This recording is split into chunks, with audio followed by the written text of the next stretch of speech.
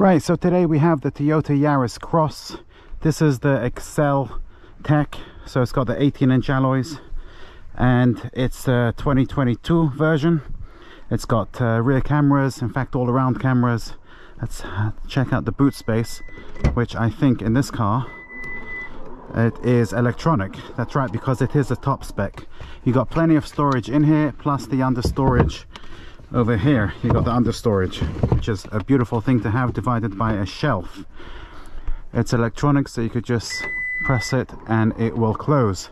And actually, if I'm not mistaken, this has the kick one, so you can just give it a kick underneath and it should open. There you go, and it's opening, which is a nice feature to have when you're carrying lots of luggage. Let's check out the back seat space and see what we got going over there. You have a bench with 3 seats with the ISO fixes, fit as standard.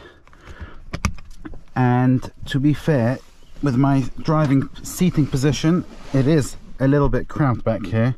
However, the headroom is nice. You have the arm set does not come down. Maybe it does. It actually does. I'm pulling that over there. There's a lever, and over here you can now have open direct access to the boot. Moving into the front of the car, I gotta tell you, it has an absolute fantastic driving position. The rear space might be a little bit cramped, but as a driver it's easy to get comfortable. You got a nice beautiful display in front of you, although it is slightly dated compared to its competitors, but it's got everything you need. It has plenty of storage. You got 2 cup holders down here, got the glove box over here. It's actually quite small, the glove box, compared to other models, but the door bins are huge and you can fit nice big bottles in there. We'll just take it for a little drive and see what it's like on the road. You have something on here which is absolutely fantastic, and that is a hold button down here, where if you press it and you're driving and you got to stop, you just put your foot on the brake and you could then take your foot off the brake and it will hold. You don't have to use the handbrake, which is a beautiful feature to have. It's actually very practical on these cars. This is it only comes in one petrol size, which is a 1.5 litre petrol, but it is a hybrid, and because of that the economy is fantastic. The infotainment system is great. It's also got buttons, physical buttons you can use to switch between different options. The phone option, the home button, it's all got physical buttons, which is great. You can switch over to the map, and it also has a physical volume button, which is also a nice thing to have in cars these days, as competitors somehow forget to put those in or just don't think it's important. The ride is a little bit choppy. You do feel the bumps a little bit, you hear them through the cabin, but not as bad as other rivals.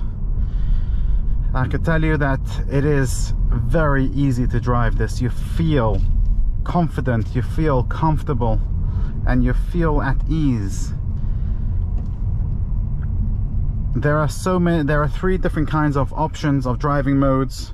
There is if you press the button here, it'll go into sport mode, regular mode, or eco mode.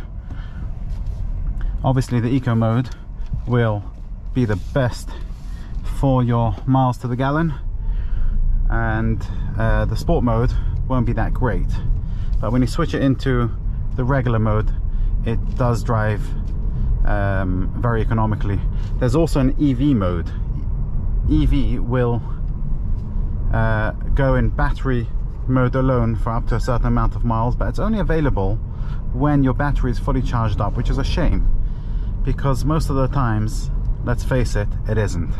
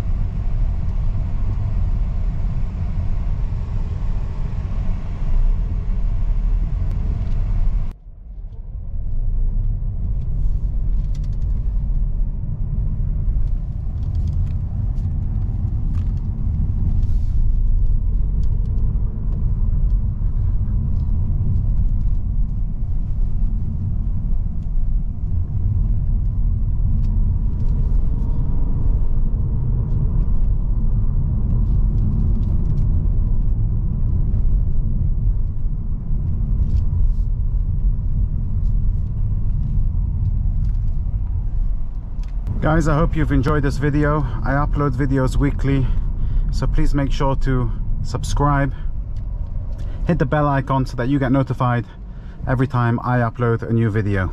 Thank you for watching, and I hope you have a fantastic day.